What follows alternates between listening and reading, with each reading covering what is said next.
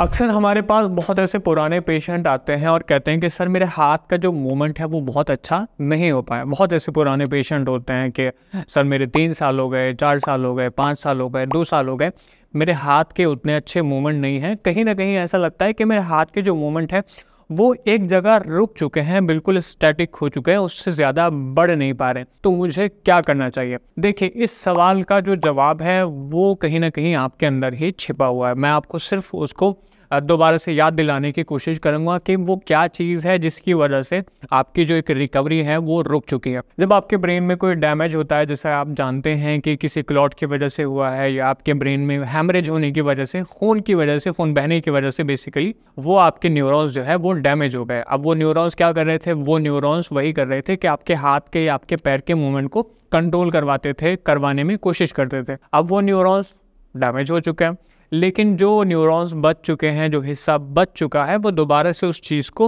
Relearn करता है, दोबारा से सीखने की कोशिश करता है। ठीक है, अब यहाँ जब वो कोशिश करता है उसको हम कहते हैं न्यूरोप्लास्टिसिटी, के हाँ ब्रेन जो है दोबारा से जो पैटर्न है मूवमेंट के, आपको उनको रीलर्न करा, दोबारा से सीख रहा है।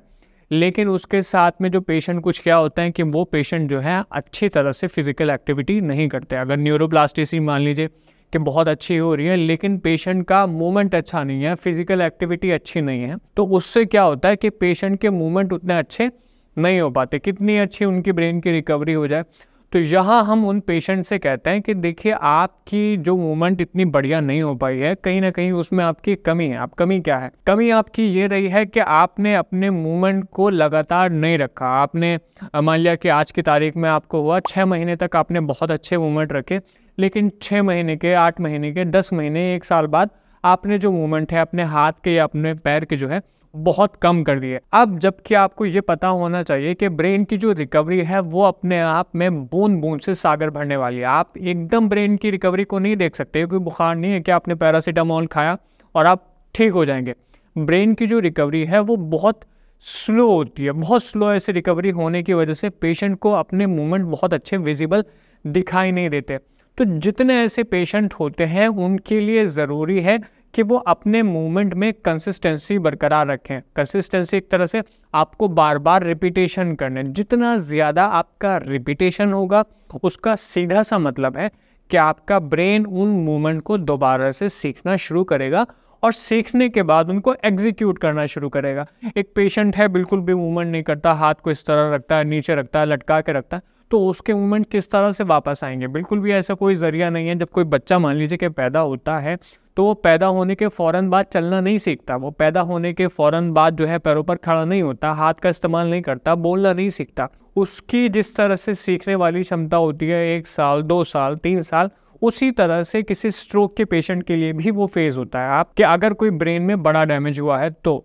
लेकिन ज़रूरी है कि उन मूवमेंट्स को वो जो सीख रहे हैं, वो जो करने की कोशिश उन्हें करनी है, उन मूवमेंट को वो लगातार करते रहें। जितना ज़्यादा वो उन मूवमेंट को करते रहेंगे उसका सीधा सा असर यही होगा कि उनके हाथ के जो मूवमेंट हैं वो बहुत बेहतर हो जाएंगे।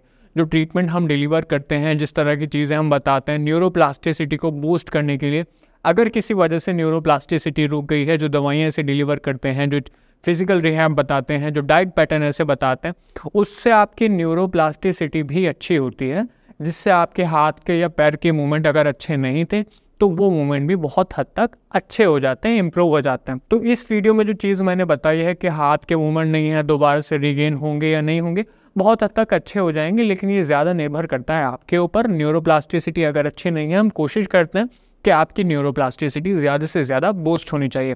इस वीडियो में जो आज मैंने आपको चीज़ें बताई हैं, मैं समझता हूँ कि समझ में आई होंगी। फिर भी कुछ ऐसा है जो आप समझना चाहते हैं, जो आपको समझ में नहीं आया, तो नीचे दिए गए नंबर पर आप हमें कॉल भी कर सकते हैं। तब तक के लिए धन्यवाद।